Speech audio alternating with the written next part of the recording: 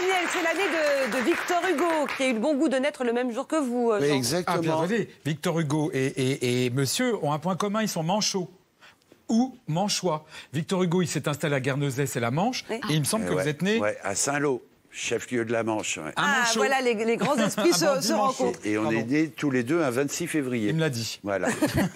Victor Hugo, donc, qui a longtemps vécu exilé sur ces îles anglo-normandes de Guernesey. Et sa maison va ouvrir ses portes dimanche au public. Exactement, mais nous on y va avant. Donc je vous raconte Victor Hugo avant. Donc, petite histoire. En 1856, Victor Hugo a une cinquantaine d'années. Il est connu de tous, mais pas aimé de tous. Il a un ennemi, et pas des moindres. Hugo est contre Napoléon, le 3, contre la monarchie qu'il dénonce férocement. Alors le républicain Hugo, il est contraint de quitter la France, commence alors un long exil. Il part pour la Belgique, pour Jersey, île anglo-normande, et enfin, il trouve sa maison, il s'installe à Guernesey. Alors avant de trouver sa maison, il la cherche. Une est à vendre, personne n'en veut. Pourquoi? Elle est hantée. Mais ça, c'est pas du tout ce qui fait peur à Victor Hugo, qui croit aux forces de l'esprit. Donc, il achète Hauteville House, que voici.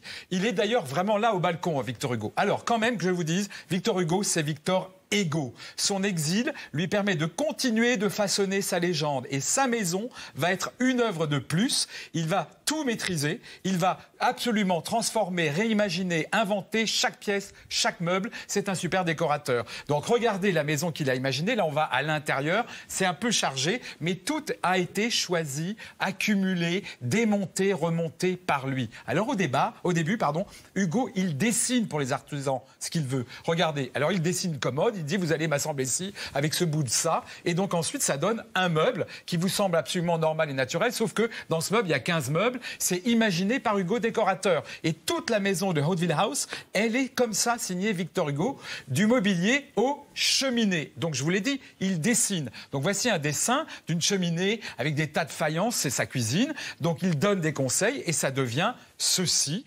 C'est la cheminée remplie de faïences de porcelaine qu'il adore, qui est donc dans sa cuisine. Alors cette photographie, c'est émouvant parce qu'elle a été réalisée par l'arrière-petit-fils de Victor Hugo, Jean Hugo, qui nous a confié cette photo et d'autres, parce qu'il est artiste. Jean-Baptiste Hugo, pardon, parce que Jean Hugo a été aussi petit-fils peintre. Il y a plein d'artistes hors Hugo. Mais enfin, Hugo doit penser qu'il n'y a que lui. Alors, à Hauteville House, Hugo aménage chaque mètre carré. Il déteste le vide, comme vous le voyez. Rien ne doit lui échapper, du sol jusqu'au plafond.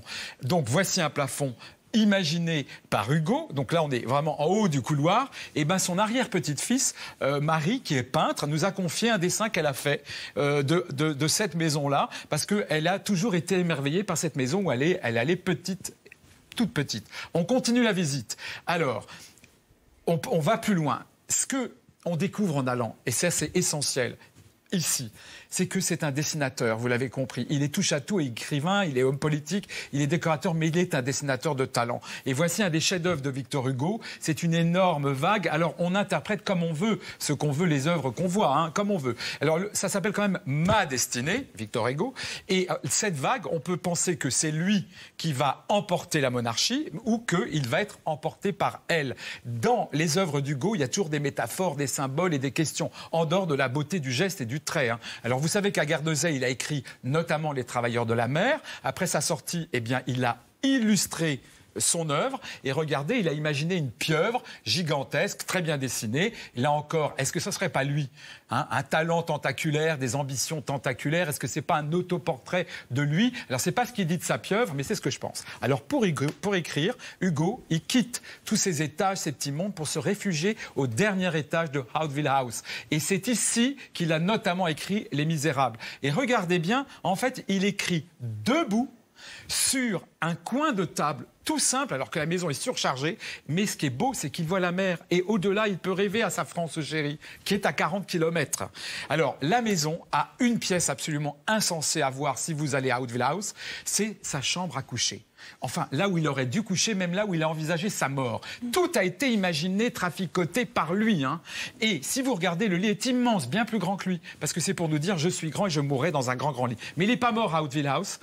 Il a quitté Hauteville House et il est mort à Paris. Et ça, j'adore. Il est mort, avenue Victor Hugo, qui portait exceptionnellement son nom de son propre vivant. Et ça a dû faire plaisir à Victor Hugo. Merci beaucoup. Une précision de Et Jean-Claude. quand on lui écrivait, il fallait écrire Monsieur Victor Hugo en son avenue. Oui, ça c'est Ça, c'est génial. la classe. hein.